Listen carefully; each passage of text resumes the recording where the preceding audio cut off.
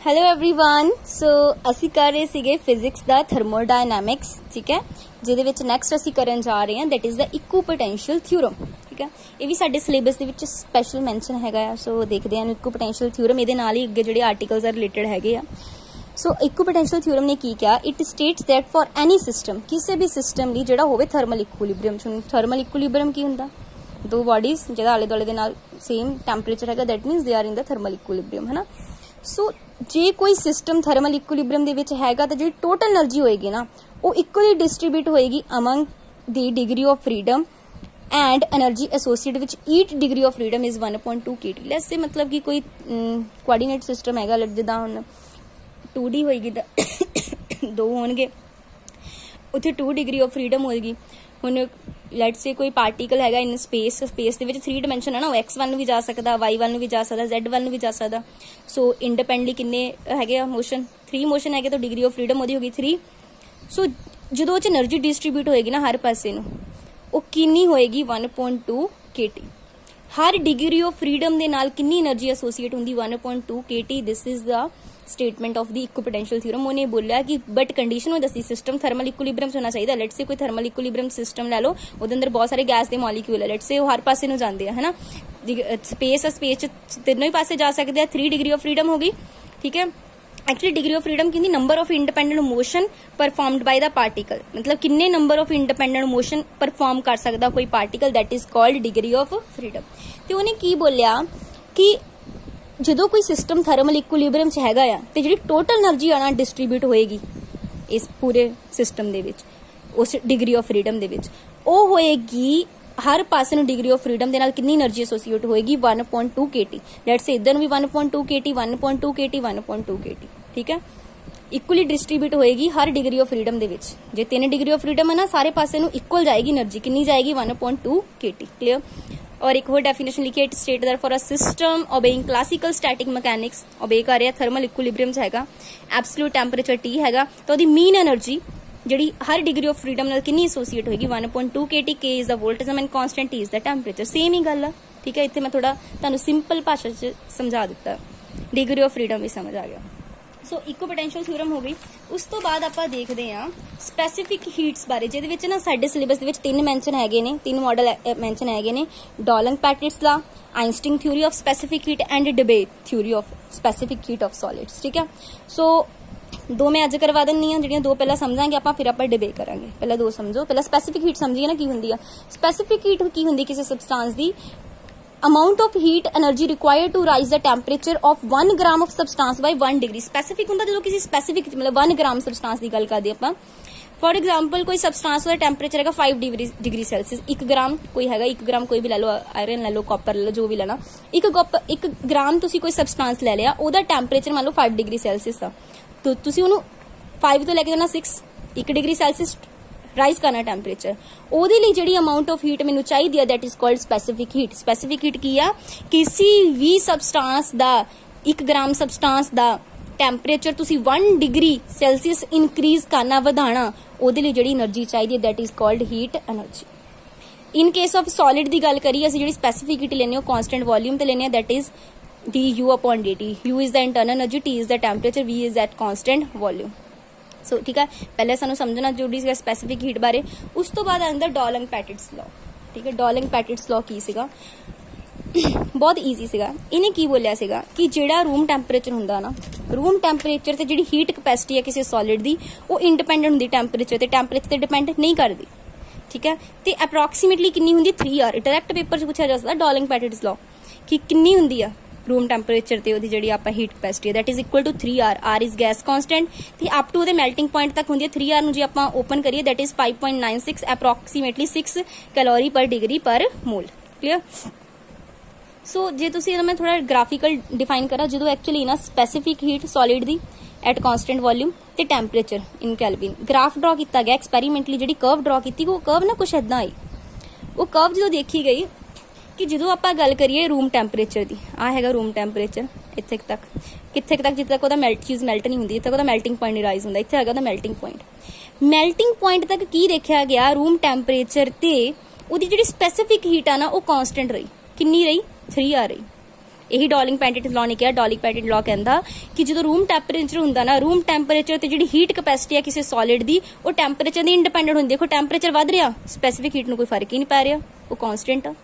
यानी कि room temperature ते स्पैसिफिक हीट सॉलिड्स दी की हो जाती है, कांस्टेंट हो जाती, that is equal to 3R हो जाती है। आर गैस कांस्टेंट, 3R दी वैल्यू दी 5.96, that is approximately equal to 6 calorie, ठीक है, पर डिग्री पर मोल। 6 वैल्यू आ गई, ठीक है। इन्नी हो जाती स्पैसिफिक हीट जिहड़ी आ, इनू बोलदे डॉलिंग पैटेंट लॉ। इन्हें तो इन्ना दसदा रूम टैंपरेचर ते, रूम टैंपरेचर की इन्हें गल की कि रूम टैंपरेचर ते जिन्ना हो जाता, बट जे मेल्टिंग हुंदा भी किते अप टू मेल्टिंग पॉइंट तक, मेल्टिंग पॉइंट तो बाद मुड़ के इन्हें राइज करन लग पैना, अगे वधन लग पैना फिर, ठीक है। तो जो ये तो गल है कि रूम टैंपरेचर की, बट जे मैं लोअर प्रैशर ते गल करां तो अप्रोच करगी जीरो नहीं। लोअर प्रैशर ते नहीं गल, सॉरी लोअर प्रैशर की, यानी लोअर टैंपरेचर ते की अप्रोच कर रहा है जीरो नूं, ये टैंपरेचर है इधर, ठीक है। सो ध्यान रखना इस चीज का। सो इन्हें सिर्फ रूम टैंपरेचर की गल की है। उस तो बाद की होया सीगा, ये तो फिर यानी कि लोअर टैंपरेचर तो फेल हो गया। उस तो बाद आई Einstein theory of specific heat, ਉਹਦੇ बारे देखते हैं। ये गल क्लीयर होगी ना, दिस इज ग्राफ भी क्लीयर हो गया ਤੁਹਾਨੂੰ। ਇਹ ਤੋਂ ਜੇ क्वेश्चन आया यही आएगा कि ਕਿਹਦੇ ਇਕੁਅਲ ਟੂ ਹੁੰਦੀ ਹੈ, 3R ਹੁੰਦੀ ਹੈ, ठीक है। ਤੇ ਪੁੱਛ ਸਕਦਾ ਟੈਂਪਰੇਚਰ ਤੇ ਡਿਪੈਂਡ ਕਰਦੀ ਨਹੀਂ ਕਰਦੀ, ਹੁਣ ਤੁਹਾਨੂੰ ਪਤਾ ਲੱਗ ਗਿਆ। ਉਸ ਤੋਂ ਬਾਅਦ ਆਈ ਆइंस्टीन थ्योरी ऑफ स्पैसिफिक हीट। ਹੁਣ ਇਹਨੇ ਕੀ ਕਿਹਾ ਦੱਸਦੇ हैं ਕੀ ਕਿਹਾ ਇਹਨੇ। Einstein theory of specific heat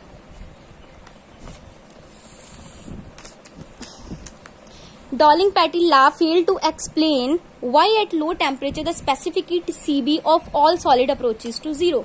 मतलब कि डॉलिंग पैटर्न ਦੀ ਜਿਹੜੀ ਜਿਹਦਾ ਕਰਵ ਆਈ ਆ ਉਹ ਤੋਂ ਅਪਰੋਚ ਤਾਂ ਕਰ ਰਿਹਾ ਜ਼ੀਰੋ ਨੂੰ, ਬਟ ਉਹ ਐਕਸਪਲੇਨ ਨਹੀਂ ਕਰ ਪਿਆ ਕਿ ਐਦਾਂ ਹੋ ਕਿਉਂ ਰਿਹਾ, ਕਿ ਵਾਈ ਕਿਉਂ ਲੋ ਟੈਂਪਰੇਚਰ ਤੇ ਜਿਹੜੀ ਸਪੈਸੀਫਿਕ ਹੀਟ ਆ ਸੋਲਿਡ ਦੀ ਉਹ ਅਪਰੋਚ ਕਰ ਰਹੀ ਜ਼ੀਰੋ ਨੂੰ, ਇਹ ਨਹੀਂ ਐਕਸਪਲੇਨ ਕਰ ਪਾਇਆ। ਸੈਟ ਨਹੀਂ ਹੋ ਰਿਹਾ। According to classical theory जे देखिए आपां specific heat of solids the, the atom in solid were considered a simple harmonic oscillator। J classical theory दी आपां गल करिए ना of specific heat of solid दी, जेडे एटम हुंदे ना किसी solid, हर एक solid दे अंदर एटम्स हैगे, उन्नू असीं पता किद्दां मंनदे आ, simple harmonic oscillator, दा oscillate करदे आ, simple harmonic oscillator मंनदे आ, vibrating independently। तो independently vibrate करदे आ ते and having the continuous energy। देखो 3 पॉइंट दे विच बहुत इंपॉर्टेंट है, क्योंकि देखो कोई भी थ्योरी होंदी कुछ अजम्पशनस मन के चलदी। इन्हां ने मन्निया कि जेडे एटम्स हैगे ने किसी सॉलिड दे अंदर वो हैगे सिंपल हारमोनिक ऑसिलेटर, वाइब्रेट कर रहे हो इंडिपेंडेंटली, तो उन्हां कोल कंटीन्यूअस एनर्जी है, कोई डिस्क्रीशन नहीं हैगी, विच कंटीन्यूअस हैगी आ, एंड फ्रॉम 0 to इनफिनिटी तक। ਤੇ ਜਿਹੜੀ ਡਿਸਕ੍ਰਿਪੈਂਸੀ ਸੀਗੀ in the classical theory of specific heat, ਇਹਨੂੰ ਇਨਵੈਸਟੀਗੇਟ ਕੀਤਾ ਬਾਅਦ ਆਇਨਸਟੀਨ ਨੇ in 1906 by applying the Planck quantum theory. ਹੁਣ ਇਹ ਪੁੱਛਿਆ ਜਾ ਸਕਦਾ ਕਿ ਆਇਨਸਟੀਨ ਥਿਊਰੀ ਆਫ ਜਿਹੜੀ ਸਪੈਸੀਫਿਕ ਹੀਟ ਆ ਉਹਨੇ ਕਿਹਨੂੰ ਆਪਣਾ ਮਤਲਬ ਬੇਸ ਮੰਨ ਕੇ ਅੱਗੇ, ਮਤਲਬ ਕਿਹੜੀ ਥਿਊਰੀ ਤੋਂ ਉਹਨੇ ਅੱਗੇ ਇਹਨੂੰ ਡਿਫਾਈਨ ਕੀਤਾ, ਪਲੈਂਕ ਕੁਆਂਟਮ ਥਿਊਰੀ ਉਹਨੇ ਅਪਲਾਈ ਕੀਤੀ। ਤਾਂ ਉਹਨੇ ਕੁਝ ਫੀਚਰਸ ਸੀਗੀਆਂ Einstein theory of specific heat ਦੀਆਂ।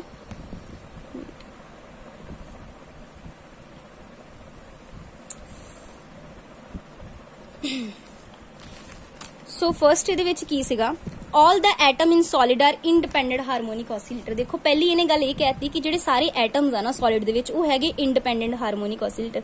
देखो ਇਹ ਤੁਹਾਨੂੰ ਨਾ ਬੇਸ ਜਿਹਾ ਸਮਝਣਾ ਪੈਣਾ ਥੋੜਾ, ਤਾਂ ਹੀ ਕੁਐਸਚਨ ਇਦਾਂ ਹੀ ਫਰੇਮ ਹੋਣੇ ਇਹਦੇ ਵਿੱਚੋਂ ਕਿ ਸਾਰੇ ਐਟਮ ਜਿਹੜੇ ਸॉलिड ਦੇ ਵਿੱਚ ਉਹ ਹੈਗੇ इंडिपेंडेंट हारमोनिक ऑसिलेटर। ਪਹਿਲੀ ਗੱਲ ਤਾਂ ਇਹਦੇ ਵਾਂਗ ਹੀ ਕਰ ਦਿੱਤੀ ਉਹਨੇ। दूसरा क्या, each atom that is oscillator have 3 degree of freedom. Her atom को 3 डिग्री ऑफ फ्रीडम है, मतलब 3 इंडिपेंडेंट मोशंस हैगे, वो तिने पासे जा सकता, ठीक है। एन ऑसिलेटर जे होणगे ਉਹਦੇ ਕੋਲ 3n डिग्री ऑफ हो गए ना, एक ऑसिलेटर को 3 आ ते जे अंदर n ऑसिलेटर्स हैगे ने ਤਾਂ ਕੀ ਹੋ ਜਾਣਗੇ 3n। बहुत सारे ਹੁੰਦੇ ਨੇ ਨਾ ਵੈਸੇ ਤਾਂ, ਕਿਉਂਕਿ ਨਹੀਂ ਮੰਨਿਆ ਸਿੰਪਲ ਹਾਰਮੋਨਿਕ ऑसिलेटर ਮੰਨਿਆ ਕਿ ਉਹਨੂੰ ਐਟਮ ਨਹੀਂ, ਇੱਕ ਸੋਲਿਡ ਦੇ ਅੰਦਰ ਤਾਂ ਬਹੁਤ ਸਾਰੇ ਐਟਮ ਹੁੰਦੇ ਨੇ। ਜੇ n ਐਟਮ ਹੈਗੇ ਨੇ ਤਾਂ ਉਹਨਾਂ ਕੋਲ ਕਿੰਨੀ ਡਿਗਰੀ ਆਫ ਫਰੀडम ਹੋਗੀ, 3n डिग्री ऑफ फ्रीडम होगी। सो ਇੰਨੀ ਪਹਿਲਾਂ ਕਹਾਣੀ ਕਲੀਅਰ ਆ ਤੁਹਾਨੂੰ, ਕੋਈ ਮੈਂ ਬਾਅਦ ਇੱਕ ਵਾਰੀ ਫੇਰ ਐਕਸਪਲੇਨ ਕਰ ਦਵਾਂਗੀ, ਥੋੜਾ ਕੰਕਲੂਡ ਕਰ ਲਾਂਗੇ ਆਪਾਂ ਨੂੰ। ਤੇ ਜਿਹੜੀ ਡਾਲਨ ਪੈਟਿਟ ਤੋਂ ਬਾਅਦ ਜਿਹੜੀ ਆਇਨਸਟੀਨ ਦੀ ਕਰਵ ਆਈ ਨਾ, ਉਹ ਕੁਝ ਇਸ ਤਰ੍ਹਾਂ ਦੀ ਸੀਗੀ। ਇਹ ਜਿਹੜੀ ਕਰਵ ਹੈਗੀ ਨਾ, ਦਿਸ ਇਜ਼ ਦਾ ਆਇਨਸਟੀਨ ਕਰਵ, ਜਦੋਂ ਲੋਅਰ ਟੈਂਪਰੇਚਰ ਤੇ ਹੋਣੀ ਦੀ ਗੱਲ।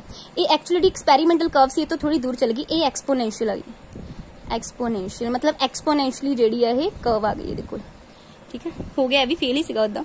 ਸੋ ਇਹ ਤਾਂ ਹੈਗਾ ਡਾਲਨ ਪੈਟਿਟ ਦੀ रूम ਟੈਂਪਰੇਚਰ ਤੇ ਗੱਲ। ਉਸ ਤੋਂ ਬਾਅਦ ਲੋਅਰ ਟੈਂਪਰੇਚਰ ਤੇ ਇਹਨੇ ਦੱਸਿਆ ਕਿ ਐਕਸਪੋਨੈਂਸ਼ਲੀ ਜਿਹੜੀ ਆ ਕਰਵ ਆਂਦੀ ਸਾਡੇ ਕੋਲ।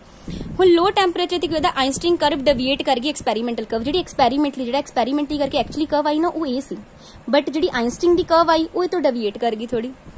ਹੁਣ ਇਹ ਜਿਹੜੀ ਡੇਵੀਏਸ਼ਨ ਸੀਗੀ between the theoretical result and experimental result ਜਿਹੜਾ ਸੀਗਾ, ਉਹ ਮੰਨਿਆ ਗਿਆ assume to be over simplified model employed by Einstein. मतलब कि ना एक्चुअली की ਸੀਗਾ, ਇਹਨੇ ਨਾ बहुत ਕੰਪਲੈਕਸ ਹੁੰਦਾ ਆ। मतलब ਇਦਾਂ ਨਹੀਂ ਹੁੰਦਾ ਕਿ ਜਿੱਦਾਂ ਨੇ ਕਿਹਾ ਨਾ ਕਿ ਹਰ ਕੋਈ ਇੰਡੀਪੈਂਡੈਂਟ ਹੈਗਾ, ਇੰਡੀਪੈਂਡੈਂਟਲੀ ਉਹਨਾਂ ਦਾ ਮੋਸ਼ਨ ਹੈਗਾ, ਇਦਾਂ ਨਹੀਂ ਹੁੰਦਾ ਹੈਗਾ। ਇਹਨੇ ਕੁਝ ਜ਼ਿਆਦਾ ਹੀ ਉਹਨੂੰ ਓਵਰ ਸਿੰਪਲੀਫਾਈਡ ਮਾਡਲ ਕਹਿ ਦਿੱਤਾ ਸੀ। ਇਹਦੀਆਂ ਅਜ਼ੰਪਸ਼ਨਸ ਕੁਝ ਇਸ ਤਰ੍ਹਾਂ ਦੀਆਂ ਸੀਗੀਆਂ, ਕਿਉਂਕਿ ਅਕੋਰਡਿੰਗ ਟੂ ਆਇਨਸਟੀਨ ਥਿਊਰੀ ਕੀ ਸੀਗਾ ਕਿ ਸਾਰੇ ਜਿਹੜੇ ਹਾਰਮੋਨਿਕ ਆਸੀਲੇਟਰ ਹੈਗੇ ਨੇ ਉਹ ਵਾਈਬ੍ਰੇਟ ਕਰਦੇ independently with the same frequency, ਜਦ ਕਿ ਇਦਾਂ ਨਹੀਂ ਪੋਸੀਬਲ ਹੈਗਾ ਕਿ ਸਾਰੇ ਇੰਡੀਪੈਂਡੈਂਟਲੀ मूव ਕਰਨ ਵਿਦ ਦ ਸੇਮ ਫ੍ਰੀਕੁਐਂਸੀ। ਮੈਂ ਦੱਸਦੀ ਅੱਗੇ ਕਿਉਂ।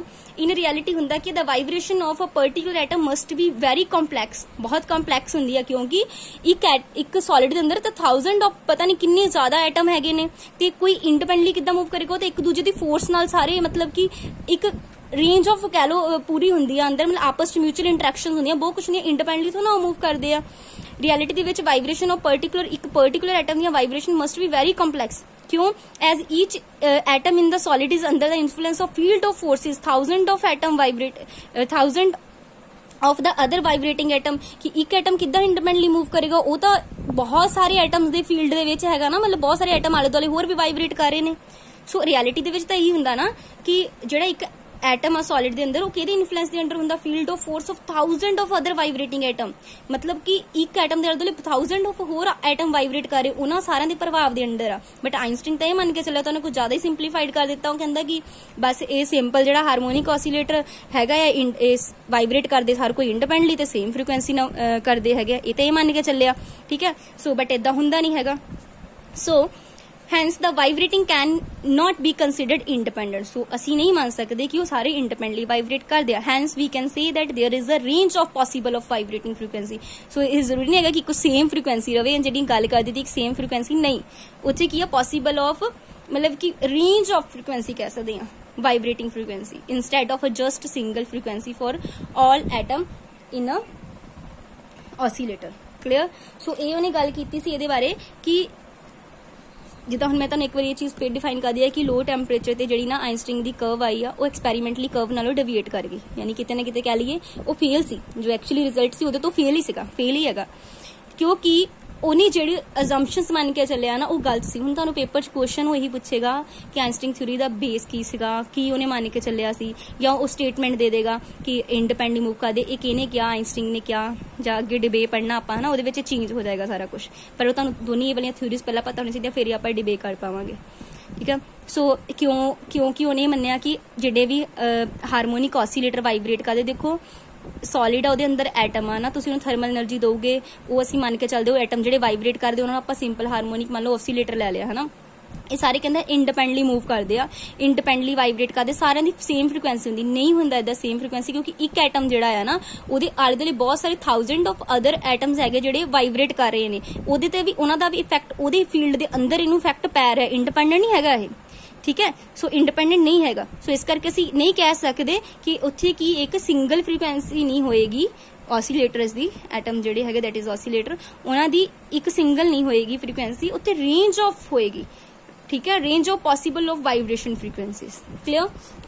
सो आइनस्टीन ने ਇਹਦੇ ਬਾਰੇ ਇਹੀ ਕਿਹਾ ਸੀਗਾ, ਇਹੀ ਇਹਦਾ ਕਨਕਲੂਜਨ ਸੀ ਜਿਹੜਾ ਆਪਾਂ ਮੰਨ ਕੇ ਚੱਲਦੇ ਹਾਂ, ठीक है, कि जो कनकलूजन आप मन के चलांगे वो यही चलांगे कि आइनस्टीन जोड़ा आ ਉਹਦਾ जो एक्सपैरीमेंट किया किते ना किते वो की हो गया फेल, बस इन्हें अप्रोचेस टू जीरो ते कर्व ड्रॉ करने की कोशिश की सी, ठीक है। जिहड़ी अगे डिबे ने हुण जो जिहड़ा डॉलंग पैटिट्स लॉ सीगा ਉਹ ਕਿਹਦੇ ਤੇ ਸੀਗਾ, ਉਹਨੇ ਤਾਂ ਸਿਰਫ ਗੱਲ ਹੀ ਰੂਮ ਟੈਂਪਰੇਚਰ ਦੀ ਕੀਤੀ ਕਿ ਰੂਮ ਟੈਂਪਰੇਚਰ ਤੇ ਜਿਹੜੀ ਸਪੈਸੀਫਿਕ ਹੀਟ ਆ ਸੋਲਿਡ ਸੀ ਉਹ ਜਿਹੜੀ ਆ ਇੰਡੀਪੈਂਡੈਂਟ ਹੈਗੀ ਆ ਟੈਂਪਰੇਚਰ ਦੇ, ਯਾਨੀ ਕਿ ਉਹ 3R ਦੀ ਇਕੁਅਲ ਟੂ ਹੋ ਜਾਂਦੀ ਹੈ। ਤਾਂ ਸਿੰਪਲ ਇਹਨੇ ਦੱਸਿਆ, ਇਹ ਫੇਲ ਹੋ ਗਿਆ ਇਸ ਚੀਜ਼ ਨੂੰ ਐਕਸਪਲੇਨ ਕਰਨ ਲਈ, ਠੀਕ ਹੈ। ਜਿਹੜੀ ਅੱਗੇ ਆਇਨਸਟਾਈਨ ਨੇ ਮੰਨ ਕੇ ਚੱਲਿਆ, ਬਟ ਉਹਦੀ ਜਿਹੜੀ ਕਰਵ ਆਈ ਉਹ ਵੀ ਡਿਵੀਏਟ ਕਰ ਗਈ ਐਕਚੁਅਲੀ ਐਕਸਪੈਰੀਮੈਂਟਲ ਕਰਵ ਨੂੰ। ਸੋ ਆਪਾਂ ਹੁਣ ਇਹੀ ਐਕਸਪੈਕਟ ਕਰਦੇ ਹਾਂ ਕਿ ਜਿਹੜਾ ਡਿਬੇ ਹੋਏਗਾ ਉਹਦੇ ਵਿੱਚ ਸਾਰਾ ਕੁਝ ਸਹੀ ਹੋਇਆ ਹੋਏਗਾ, ਠੀਕ ਹੈ। ਇੱਕ ਇਦਾਂ ਹੁੰਦਾ ਇੱਕ ਲॉ 'ਚ ਜੇ ਕੋਈ ਗਲਤੀ ਨਿਕਲਦੀ ਉਸ ਤੋਂ ਅੱਗੇ ਆਉਂਦਾ ਆ, ਉਹ ਗਲਤੀ ਨਿਕਲਦੀ ਆ ਤੇ ਉਸ ਤੋਂ ਅੱਗੇ ਆਉਂਦਾ। ਸੋ ਪਹਿਲਾਂ ਤੁਹਾਨੂੰ ਇਹ ਦੋ ਕਲੀਅਰ ਆ, ਤੇ ਜਿਹੜਾ ਨੈਕਸਟ ਆ ਉਹ ਮੈਂ ਤੁਹਾਨੂੰ ਨੈਕਸਟ ਵੀਡੀਓ 'ਚ ਕਰਾਵਾਂਗੀ। Thanks for watching the video.